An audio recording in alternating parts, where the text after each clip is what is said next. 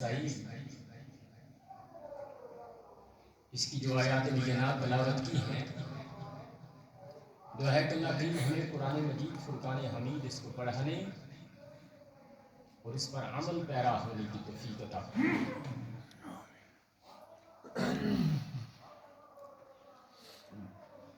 یہ جو آیات بینات ہیں، اس سے قبل کی جو آیات ہیں اس میں قرآن مجید فرقان حمید نے ہمیں ایک مفصل طریقہ سے والدین کے حقوق کے بارے میں اجمالاً ذکر کیا کہ والدین کیا ہیں اور ان کے ساتھ اولاد کا جو رویہ ہے، سلوک ہے، وہ کس طرح ہونا چاہیے۔ اور ان آیات کے بعد سورہ بنی اسرائیل کی آیت نمبر 26، اس میں اللہ پاک نے انسان کو یہ فرمایا کہ جس طرح انسان کی محبت، اس کی مروت اور حسن سلوک کے مستحق جس طرح والدین ہیں، اسی طرح اس کے جو قریبی رشتہ دار ہیں وہ بھی اس کے حسن سلوک، اس کی مروت اور اس کے اخلاق حسنہ کہ وہ بھی مستحق ہیں۔ لیکن بات یہ ہے کہ آج ہم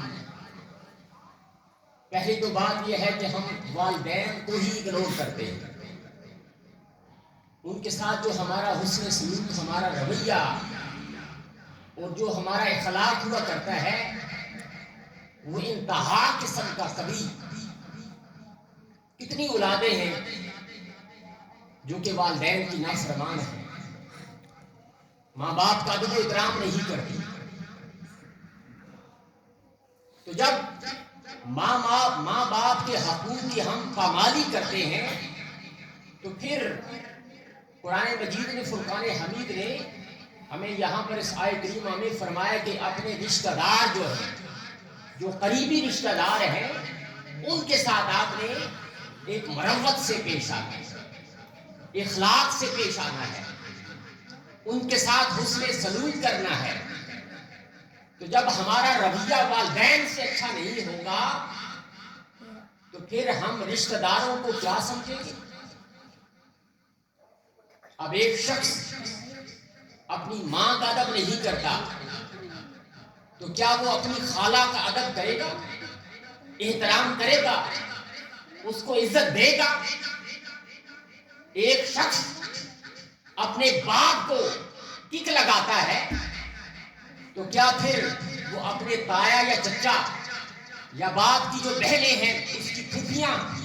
ان کے ساتھ کیا وہ اچھی مروت کرے گا؟ ان کے ساتھ وہ اچھا سلوک کرے گا؟ نہیں کرے گا۔ جو لوگ اپنے والدین کے ساتھ اچھا سلوک کرتے ہیں پھر وہ رشتہ داروں کے ساتھ بھی اچھا سلوک کرتے ہیں۔ تو قرآن نے ہمیں یہی فرمایا کہ وَأَحْدِ ذَا الْقُرْبَى حَقَّهُ، اے انسان تو کیا کر، جو تیرے رشتہ دار ہیں تو ان کا بھی حق ادا کر۔ اب معاشرے میں اگر ایک شخص امیر ہو چکا ہے، اس کے پاس کوٹھیاں ہیں، بنگلے ہیں، گاڑیاں ہیں، بینک بیلنس ہے، سب کچھ ہے، وہ کبھی کبھار صدقہ و خیرات بھی کرتا ہے، لیکن اس کا جو صدقہ و خیرات ہے دکھلاوا، لوگوں کے دکھلاوے کے لیے۔ اب وہ کیا کرے گا اگر اس کے رشتہ داروں میں اس کے تایا چچا، اس کے کزن، اس کے چچا زاد، پھپھی زاد، خالہ زاد اور جتنے بھی رشتہ دار ہیں وہ ان کو اگنور کرے گا۔ اگر وہ بہت مالدار ہو گیا ہے، اپنا مکان، اپنا گھر اس سٹیٹس میں خریدے گا کہ جہاں پر اس کے رشتہ دار پہنچ ہی نہیں پائیں گے، اور رشتہ داروں کے ساتھ اس کا انتہائی کبھی و عریض جو ہے وہ معاملہ ہو جائے گا۔ حالانکہ قرآن ہمیں بار بار آپ جو ہے زکوٰۃ صدقات جو ہے قرآن مجید فرقان حمید میں وہاں پر پڑھے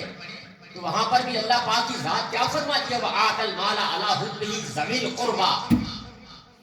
کہ سب سے پہلے آپ اپنا صدقہ اپنی زکوٰۃ اپنی خیرات جو ہے اپنے قریبی رشتہ داروں کو دو ان کا حق ہے لیکن ہم ان کو چھوڑ دیتے ہیں دو بھائی ہیں اگر ایک بھائی غریب ہے تو وہ اپنے غریب بھائی اس کو دیکھنا کو پسند نہیں کرتا بلکہ اس کے ذہن میں یہ فطور ہوا کرتا ہے کہ میرا جو بھائی ہے میری جو بہن ہے میرے رشتہ دار ہیں وہ اور غریب سے غریب تر ہو جائے تو قرآن ہمیں اسی چیز سے پردہ اٹھا رہا ہے کہ وَآتِ ذَی الْقُرْبَىٰ اے انسان تو کیا کر حق کا ہوں سب سے پہلے تیرے جو رشتہ دار ہیں تو ان کا حق ادا کر تیرے جو رشتہ دار ہیں تو ان کا حق ادا کر قربان جو میری کملی والے آقا علیہ السلام پر غزوہ بدر میں مسلمانوں کو فتح ہوئی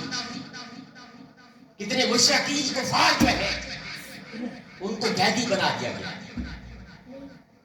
میرے آقا علیہ السلام کے چچا حضرت عباس وہ بھی قیدیوں میں شامل ہیں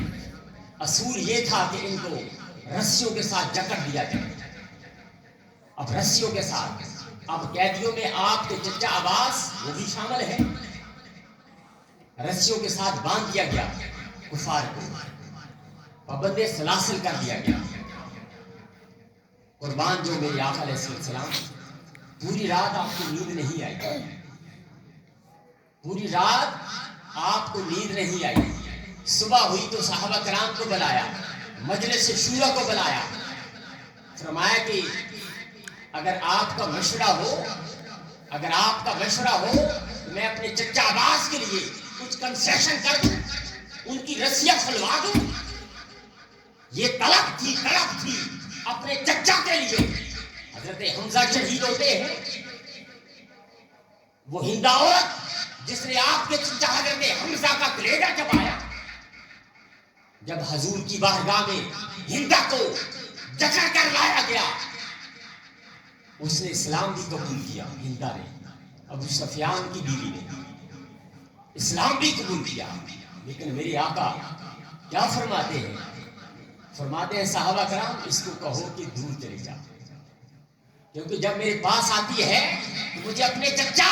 حضرت حمزہ یاد آتے ہیں میری آنکھیں اشکبار ہو جاتی ہیں یہ طلب تھی حضور کی اپنے رشتہ داروں کے ساتھ اپنے چچاؤں کے ساتھ آج ہماری کیا طلب ہے آج ہم اپنے رشتہ داروں کے ساتھ اچھا سلوک کرتے ہیں اس لیے میرے آقا نے فرمایا کہ من احبا ان یبسط رزقہ اگر کوئی چاہتا ہے اس کا رزق بڑھ جائے اور فرمایا کہ وَيَنْسَالَهُ اور اگر کوئی چاہتا ہے فی اجلہ کہ اس کی عمر دراز ہو تو فَلْيُصِلْ رَحْمَهُ تو پھر وہ اپنے رشتہ داروں کے ساتھ صلح رحمی کرے ان کے ساتھ اچھا سلوک کرے اچھا برتاؤ کرے یہ سرکار کا حکم ہے یہ شریعت ہے شریعت نام کس کا ہے لب مصطفیٰ سے نکلے ہوئے الفاظ کا نام شریعت ہے اور سرکار یہ فرما رہے ہیں اگر چاہتے ہو کہ رزق بڑھے اگر چاہتے ہو کہ عمر دراز ہو تو پھر اپنے بھائی بہنوں کے ساتھ اپنے چچاؤں کے ساتھ اپنی خالاؤں کے ساتھ اپنی پھوپھیوں کے ساتھ